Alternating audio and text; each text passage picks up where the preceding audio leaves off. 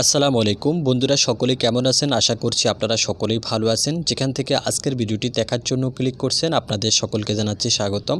প্রিয় ওমান প্রবাসী বন্ধুরা, অবশেষে অবৈধ ওমান প্রবাসী ভাইদেরকে বৈধ হওয়ার সুযোগ দিল ওমান সরকার। গতকালকে একটি আর্টিকেল ছাপানো হয়েছে ওমানের লেবার মিনিস্ট্রি থেকে। সেখানে বলা হয়েছে প্রবাসী ভাইরা এখন থেকে যদি চান তাদের মালিক পরিবর্তন করতে পারবেন, কাজের বিষয় পরিবর্তন করতে পারবেন নির্দিষ্ট ফি দিয়ে। মূল বিষয় হচ্ছে যে এটি দেওয়া হয়েছে 6 ডিসেম্বর থেকে 6 জানুয়ারি পর্যন্ত। গতকালকে বিস্তারিত সেখানে না লিখলেও আজকে কিন্তু বিস্তারিত ক্লিয়ার হয়ে গেছে।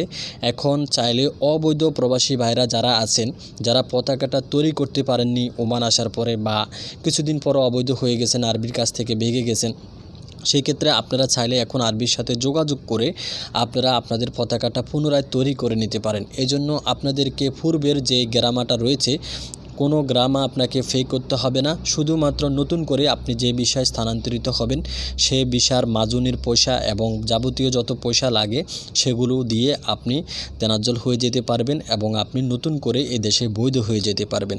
আশা করছি এটি আমাদের ওমান প্রবাসী ভাইদের জন্য অত্যন্ত গুরুত্বপূর্ণ একটি কার্যকরী বিষয়। যেহেতু অনেক প্রবাসী ভাইরা এখানে ভালো অবস্থানে আছেন, তারা চাচ্ছেন যে যদি সরকার বৈধ হওয়ার সুযোগ দিত তাহলে তারা বৈধ হয়ে যেতেন এবং ভালোভাবে দেশে ইনকাম করতে পারতেন এবং ভালোভাবে কাজ করতে পারতেন। আপনাদের মনের আশাটা পূরণ হয়েছে বলবো।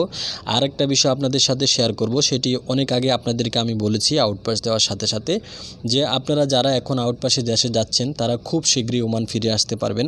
কারণ আপনাদের জন্য 2 বছরের জন্য যে নিষেধাজ্ঞাটা দেওয়া হতো পূর্বের আউটপাসের সময় দেওয়া হয়েছিল সেটি এখন আর দেওয়া হচ্ছে না। কারণ মিশন 2040 ওমানের নানান ধরনের উন্নয়নের অগ্রগতির জন্য, এছাড়া ওমানে যদি এই ধরনের নিষেধাজ্ঞা থাকে তাহলে দক্ষ শ্রমিকরা এদেশে আসতে বাধাপ্রাপ্ত হয়। এজন্য কিন্তু ওমানে 2020 সালের পরে এই আইনটা থাকছে না, এই আইনটা উঠে দিবে, এনওসির আইনটা উঠে দিবে এবং আপনাদেরকে 2 বছরের জন্য ব্লকও করা হবে না, কোনো রকম ব্লকও দিবে না। এদেশ থেকে আপনারা আউটপাসে গেলেও পুনরায় আপনারা নতুন ভিসাতে আবার আসতে পারবেন ওমানে। এখন আউটপাসে যদি আপনারা চলে যান তারপরও আপনাদের জন্য কোনো সমস্যা নাই।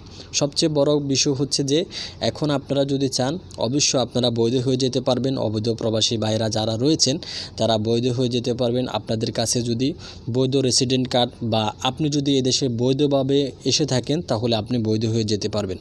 মূল বিষয় হচ্ছে আপনি দেশে আসার পরে হয়তো আপনাদের পতাকা হয়নি, বা অনেকে এমন রয়েছেন যে দেশে আসার পরে 2 বছর পরে আর পতাকাটা তৈরি করতে পারেননি। অনেকে এ ধরনের আছেন যারা অন্য দেশ থেকে অনুপ্রবেশ করছেন, তাদের ক্ষেত্রে এই সুযোগটা কিন্তু হচ্ছে না।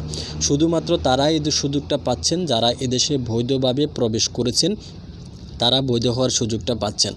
আশা করছি আপনারা সকলে বুঝতে পারছেন। শুধুমাত্র আপনাদেরকে এখন যে আপনি বিষয় তেনাজ্জল হবেন বা যে লাইসেন্সে তেনাজ্জল হবেন, যে আরবির কাছে তেনাজ্জল হবেন, মাজুনির পয়সা সহ যাবতীয় যে পয়সাগুলো খরচা হবে সেগুলো আপনাদেরকে পে করে আপনারা অবশ্যই বৈধ হয়ে যেতে পারবেন।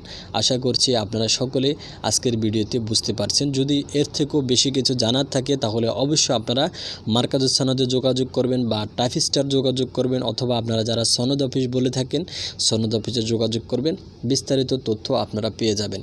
মূল বিষয় হচ্ছে আপনারা বৈধ হওয়ার সুযোগ পাচ্ছেন। এটি আমাদের প্রবাসী ভাইদের জন্য একটা সারপ্রাইজ এটি বলা যেতে পারে। কারণ অনেক প্রবাসী ভাইরা অধীর আগ্রহ করে আছেন যারা বৈধ হবেন, যারা এদেশে ভালো একটা পজিশনে অবস্থান করছেন, ভালো কাজ করছেন। তো সেই ক্ষেত্রে আপনাদেরকে বলবো এটি আপনাদের জন্য একটি সুবর্ণ সুযোগ। এই সুযোগটা আপনারা কখনো হাতছাড়া করবেন না, আপনারা এই সুযোগটি কাজে লাগানোর চেষ্টা করবেন। আজকের ভিডিও এ পর্যন্ত। পরবর্তী ভিডিওর আমন্ত্রণ জানিয়ে শেষ করছি। আল্লাহ হাফেজ।